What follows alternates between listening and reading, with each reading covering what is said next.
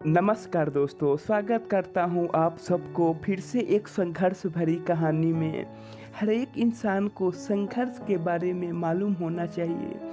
जीवन में संघर्ष समझे कि आने वाला कल आपका बेहतर होगा।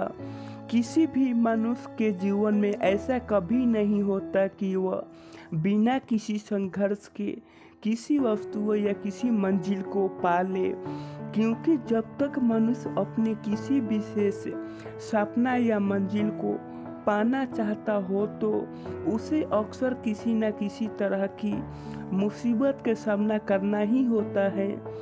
जीवन में संघर्ष तो सभी मनुष्य के लिए होता है, फिर चाहे वो आप हो, फिर कोई विद्यार्थी, फिर कोई व्यापारी, चाहे कोई नौकरी करने वाला।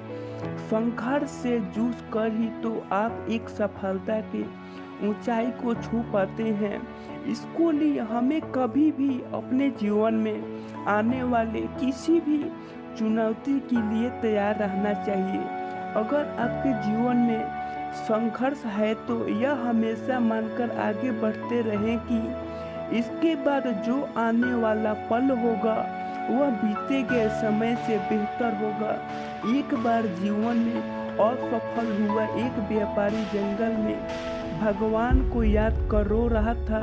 वह बार बार भगवान को याद करता और अपनी असफलता के कारण पूछता। जब वह ऐसा कर रहा था तब उस जंगल में एक साधु जी अपने कुटिया की तरफ जा रहे थे। वह व्यापारी को बात बहुत निराशा भाव से सुने। निराशा भरे बातों को सुन समझ के से साधु जी उस व्यापारी को पास बुलाए और बताएं कि मैंने जंगल में घास और बांस को दोनों को बीज बोए थे। उन दोनों बीज की बहुत मेहनत से देखभाल की हूँ। पहले ही साल में घास तो हरी भरी हो गई, लेकिन बांस के बीज जैसा का तैसा ही रह गया। लेकिन फिर भी मैंने अगले साल बांस के बीज की वैसा ही देखभाल की जैसे घास की थी। लेकिन दूसरे साल भी बांस का पेड़ विकसित नहीं हुआ, लेकिन मैंने हिम्मत नहीं हारी। तीसरे साल भी फिर मैंने बांस के बीज की देखभाल की, लेकिन कुछ न हुआ। चौथे साल भी यही हुआ। 5 साल का मेरी मेहनत का रंग लाई है। बांस का एक छोटा सा पौधा उगा, लेकिन बहुत छोटा और कमजोर सा था। फिर मैंने हिम्मत नहीं हारी। 6 महीने में वह पौधा 100 फीट लंबा हो गया।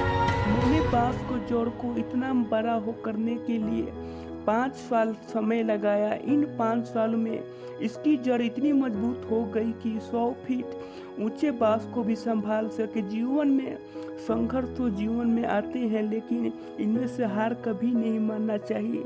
अगर दोस्तों जीवन में मेहनत और संघर्ष कीजिएगा तो एक दिन आपको सफलता जरूर मिलेगा।